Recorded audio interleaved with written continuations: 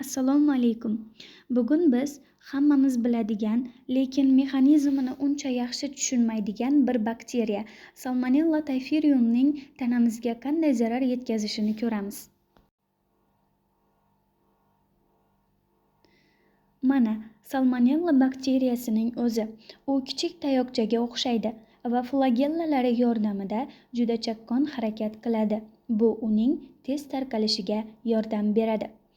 U odatda yaxshi pishirilmagan go'sht, tuxum yoki toza bo'lmagan suv orqali oshqozondan o'tib, to'g'ridan-to'g'ri ingichka ichakka yetib boradi. Ichak uning asosiy hujum nuqtasi. Ichak devoridagi hujayralarga yaqinlashgach, Salmonella aql bovar qilmas bir ish qiladi. U maxsus ignasimon nasos yordamida hujayraga zaharli oksil moddalarini yuboradi. Bu moddalar hujayrani o'zgartirib yuboradi. Oksillar ta'sirida hujayraning tashqi devor membranasi g'ijimlana boshlaydi va go'yo bakteriyani o'z ixtiyori bilan yutib yuboradi. Bakteriya shunday qilib ichakning himoya qatlami ostiga hujayra ichiga o'tib oladi. Bu jarayon invaziya deyiladi. Hujayra ichida Salmonella o'ziga himoya qalqoni, maxsus pufakcha vakuol hosil qiladi. Bu pufakcha uni hujayraning tozalovchi fermentlari tomonidan yo'q qilinishidan saqlaydi. Endi bemalol himoyalangan joyda ko'payish imkoniyati bor. Bakteriyalar ko'paygan sari ular yanada ko'proq zaharli moddalar chiqaradi va ichakda katta yallig'lanishni keltirib chiqaradi. Ayni shu yallig'lanish tufayli biz isitma, qorin og'rig'i va diareya kabi infeksiya belgilarini his qilamiz. Ko'rib turganingizdek, oddiy bakteriya qanday murakkab strategiyaga ega. Xulosa shuki, Salmonella kabi xavflardan himoyalanish uchun doimo shaxsiy gigiyena va ovqat pishirish qoidalariga qat'iy rioya qilish eng muhim omildir. T3SS1 orqali effektor oksillar sitoplazmaga inyeksiya qilinadi. Bu oksillar hujayraning sitoskeletini, aktin filamentlarini g'ayritabiiy polimerizatsiyasini keltirib chiqaradi. Natijada hujayra membranasi yuzasida rufles tuzilmalari hosil bo'lib, bu jarayon bakteriyani faol ravishda o'z ichiga yutishga, ya'ni invaziya qilishga olib keladi.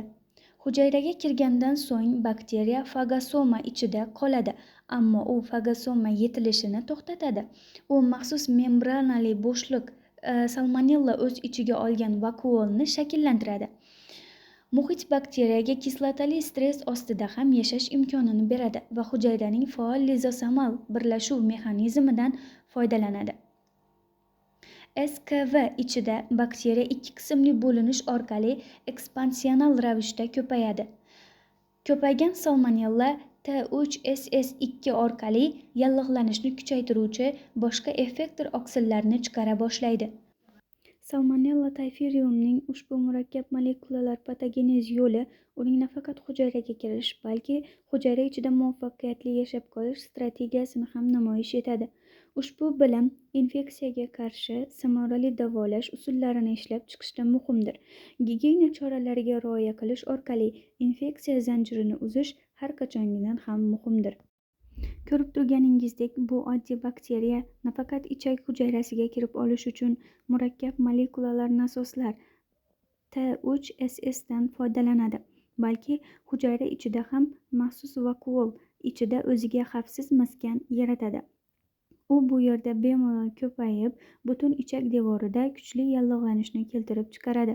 Aynan bu yallig'lanish bizni isitma, diareya, qorin og'rig'i kabi simptomlar bilan og'rishga majbur qiladi. Bu bilim bizga gigiyenaning qanchalik muhim ekanligini yana bir bor eslatadi. Salmonella kabi xavflardan himoyalanish uchun ovqat mahsulotlarini yaxshilab pishirish va shaxsiy tozalikka qat'iy rioya qilish har birimizning asosiy vazifamizdir. Bu mavzu bo'yicha ma'lumotlarimiz shundan iborat edi. E'tiboringiz uchun kattakon rahmat.